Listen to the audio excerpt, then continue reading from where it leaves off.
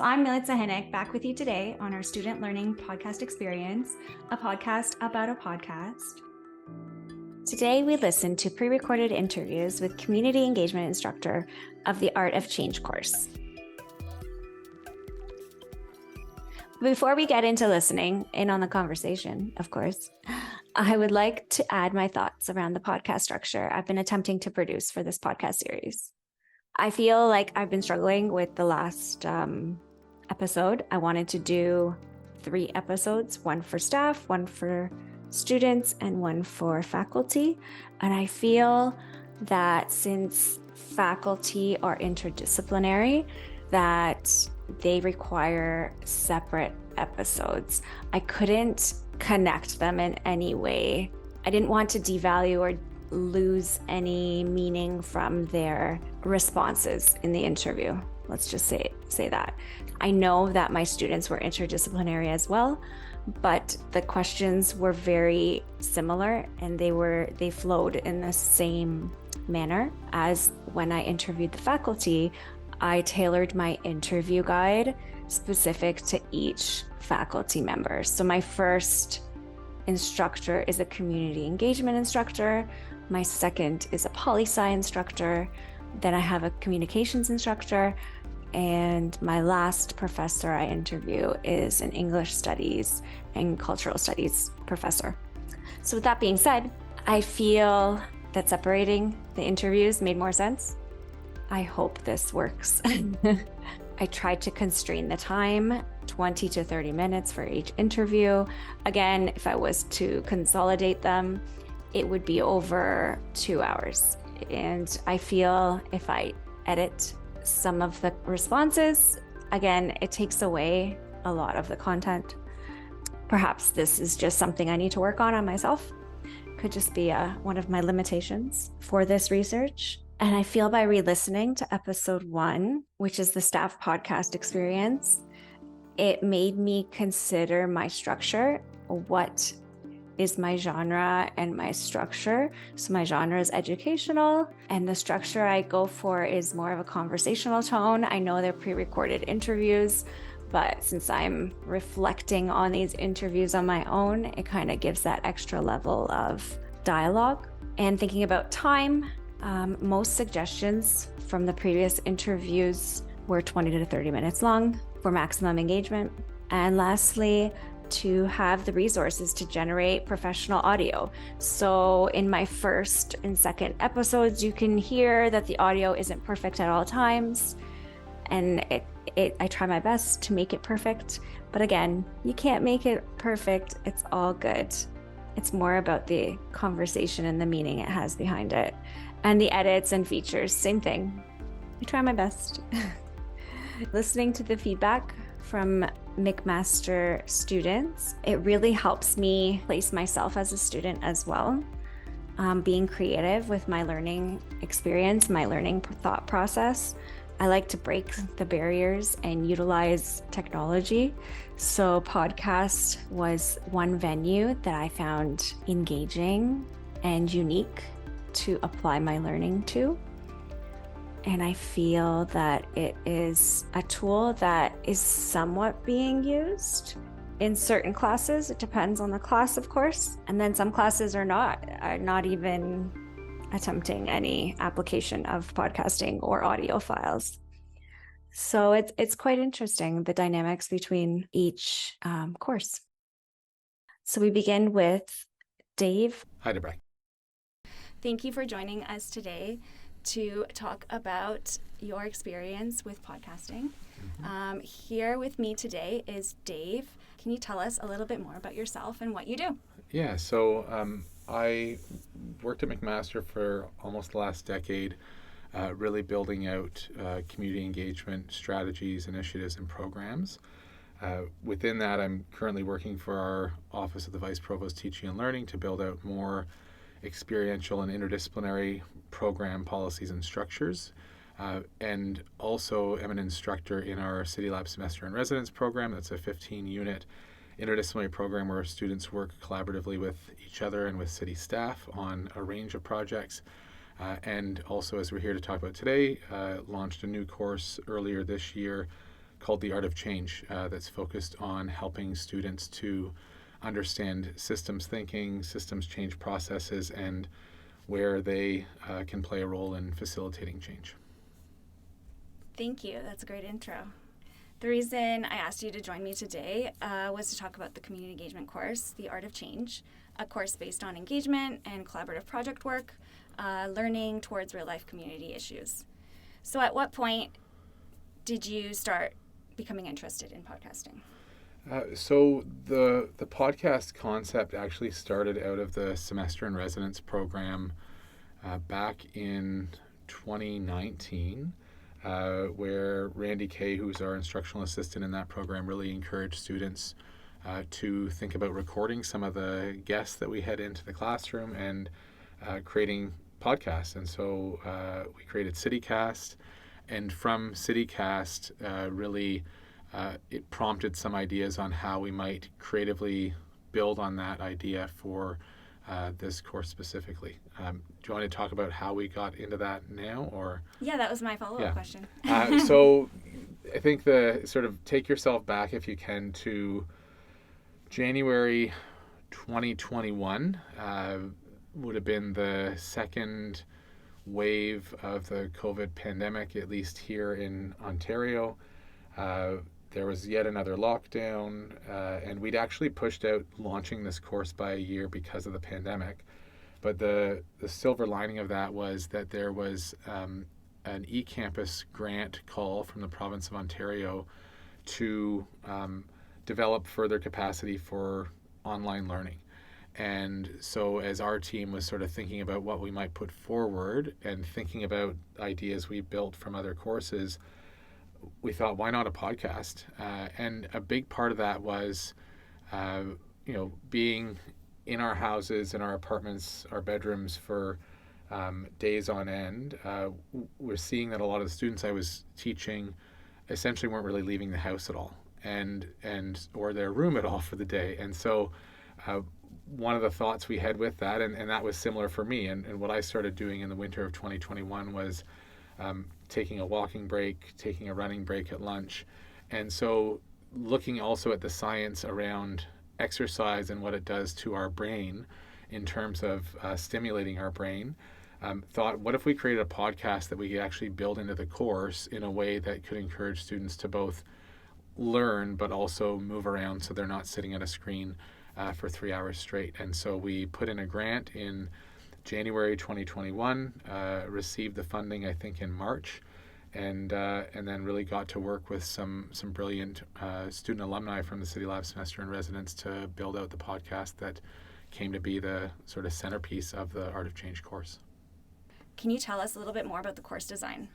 Yeah, so it was a new course, so we're still in the midst of updating it, but the idea of the course is to bridge theory with practice and provide some real solid examples of what change-making processes look like in the real world, with a particular focus on Hamilton, but also looking at change processes at different systems levels, whether that's local, provincial, national, or global.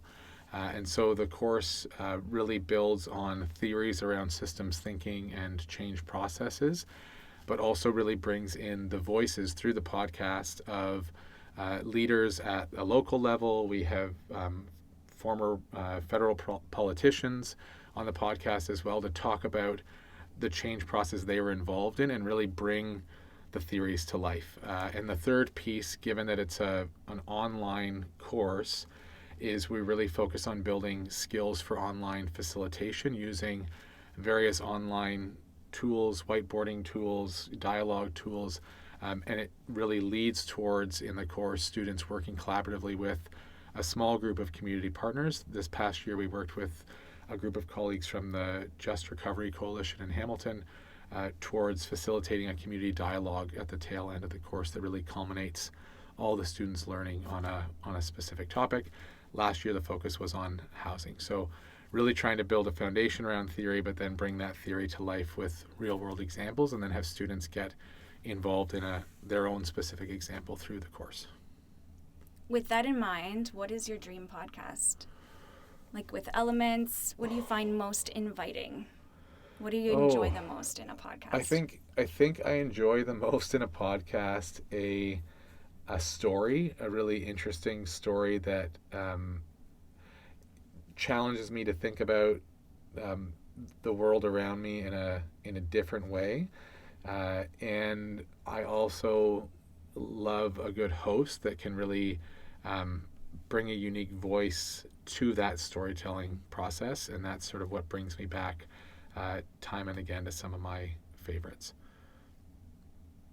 Thank you. So with your experience of the Art of Change podcast, what would you have you done differently if you had to redesign your podcast dream? That's a good question. So when we built the podcast, we really tried to identify a broad range of voices and perspectives on a number of different topics. We also really tried to bring in an understanding and a pursuit of equity, diversity, inclusion, to bring a variety of diverse perspectives and diverse lived experience to the podcast. And I think we did fairly well with that. I think we had a brilliant host. One of our alumni, Julia Menezes, was our host, and she did a great job carrying the podcast.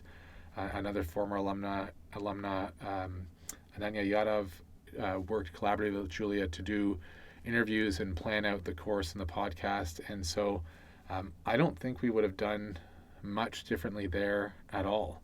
I think as I look at the podcast as a complete package, I just on the way here listened to one of the last episodes where we interviewed students who had taken part in the program, in the course. It just felt like we started saying we didn't know exactly what it would lead to, and we had a bunch of great conversations with a number of different leaders from a variety of perspectives, and we wrapped up with reflections from both the students who are involved and the partners who are involved. And so I'm always one to, as you would know, reflect on what's worked and what hasn't and what we might do differently. But in terms of the structure of the podcast, I think with what we had and what we knew at the time and the new course, I wouldn't change much. So overall, with educational podcasting, do you have like a do's and don'ts list? Oh, well, we were so fortunate to have funding from eCampus Ontario to build this out. So what I would say on a do's list is really try to think about the resources and capacity that you have to build something. It's not an easy process to dive into, and so we were really fortunate to have the funding and the time to build out something in a really meaningful way.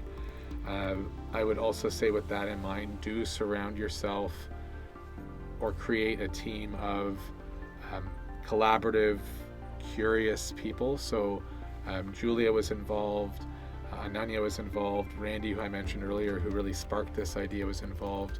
And so we had a lot of just exploratory conversations, and we had the time for that to go big and then land on how do we really take this forward in a clear and focused way.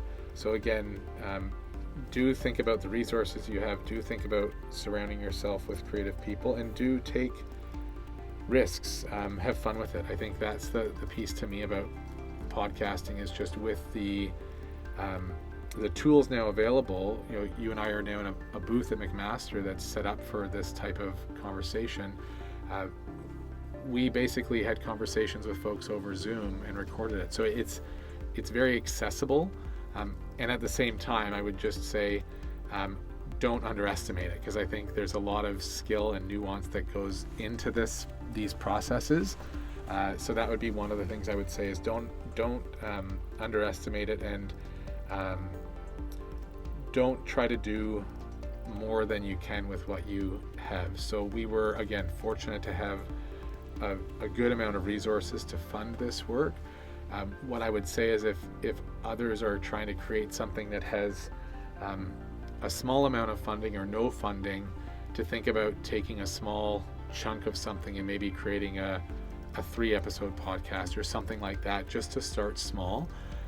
We were a little bit ambitious. I think ambition is really good, and we were really fortunate to have the resources and some really brilliant minds in Julian and Anya really leading this work. Yeah, those would be my recommendations. Thank you. Those are very insightful. I'll keep those in mind. With engagement and strategy suggestions, how was the overall engagement with the students with this teaching diverse style? Yeah, I think it was really well received. I think one of the things I would, maybe another don't, is maybe don't try to encourage students, maybe don't launch a podcast that's encouraging students to get outside for a walk in January. So, we met weekly and, started the course in January of 2022. And so that meant that, encouraging people to get outside and move around for 45 minutes in the midst of a 3-hour class meant at times it was -10, -15. I think one day it was closer to -20. And so we did some surveys, just polls in the class to get a sense of how many people were going outside. I would say a handful of people did get out for a walk, so that was good. Other people used the time it was sort of a course that ran over the lunch hour, so people would have a bite and listen to the podcast as they were having a bite. So we found that, whether people were actually getting up to exercise, which was one of the initial goals, some were doing that. Others were at least stepping away from the screen and felt like they came back refreshed. And what we found was we would have some of the theory conversation in the first half of class. We'd then say we'll step away for 45 minutes. We tried to create most of the podcast to be roughly 30 minutes. Some are a little bit longer, but really tried to schedule that in so that they could both listen but also get a break. And then we came back and had discussions each week. And it felt as though we didn't actually make sure we knew what everyone had done, but as though at least most, if not all people, had actually listened to the podcast over the break. And I think that's one of the challenges with any course, is anticipating how many people have done the readings or not before, knowing how much people have going on in their lives. And so this was a way where I think we tried to meet students in the middle and say, we know you've got a lot on. We know there's some science behind the challenges of sitting at a screen for a number of hours. Let's try to find a way together to bridge that. And it led to some really good learning. And I think the other piece is that it gave voice to the leaders and the people who are making this change in the community. I, as an instructor, it's my responsibility within class to lead some of those discussions and to frame some of the theory, but I'm also very aware that I bring my own perspectives and other people bring their perspectives, and we really want to elevate those other voices. So it really brought the experiences, the knowledge of change processes from all sorts of other perspectives to life in a way that I don't think a textbook could have. And again, it was just our way of trying to utilize both the technology but also the situation we'd all been in terms of lockdowns, to sort of say, how can we creatively still find a way to learn together, but also think about our health and well-being in the process. And yeah, I think it was really well received by the students. Yeah, that's very important, to think about all the factors in our difficult lives. We all lead very complex lives, and thinking about that, thinking about communities. McMaster as a community, how to mobilize knowledge and hear from everyone, hear their voices. Is it doable? Is it feasible at McMaster? In terms of the university as a community? Yes. I think it is, and I there's also been some ideas we've had since then of how could a podcast be useful at the university in a different way. I think another big piece that you really need to think about, whether it's podcasting or a meeting or an event, is who's your audience. And so if there were something at McMaster that were a podcast focused on McMaster, I think it would be really important early on to think about, is the audience the student body? Is the audience faculty? Is it staff? Is it all of those? Is it other stakeholders? But, out of this project, some of the ideas that have come up for me are, we're inundated with emails and social media, and this organization, like many, has a challenge around sharing information, but also not trying to overwhelm people with information. And so there has been the thought of whether a podcast that is targeted towards a specific audience, that sort of provides updates or has conversations with leaders across the institution on emerging priorities or issues, might be a way that people could tap into the organizational culture and conversations, and sort of the pulse of the organization in a different way. Again, I've taken to walking meetings on campus, and if you do a relatively slow-paced walk around the entire campus, it takes almost half hour, 40 minutes, which is about the right time for a podcast or a meeting. And something like that, I think, could be really exciting to do, to encourage folks on this campus to get outside and move around while catching up on something that's really important to them, or something that they could tap into when they're commuting, doing the dishes, otherwise, in a way that is, different, unique. And again, I think would have to think about what are the stories that are being told, who's the host, and what's the value in listening for the audience. But I think there's a ton of potential there for sure. Great. So we're about hitting our time block here. So I'm going to wrap things up. On final thoughts, what is the biggest takeaway you hope listeners to learn? The biggest takeaway in terms of the world of podcasting and education. I think it's just an example of, it's so important to try new things in the world of education, with some boundaries around them and with some focus, but there's so much potential there. And I would just encourage people, if they're thinking about it, to talk to others, like the conversations you're having, listen to, I think, this podcast series to get some ideas from other people, but to go ahead and do it, and see what you can do. I think it just opens up a whole new world of possibilities for education.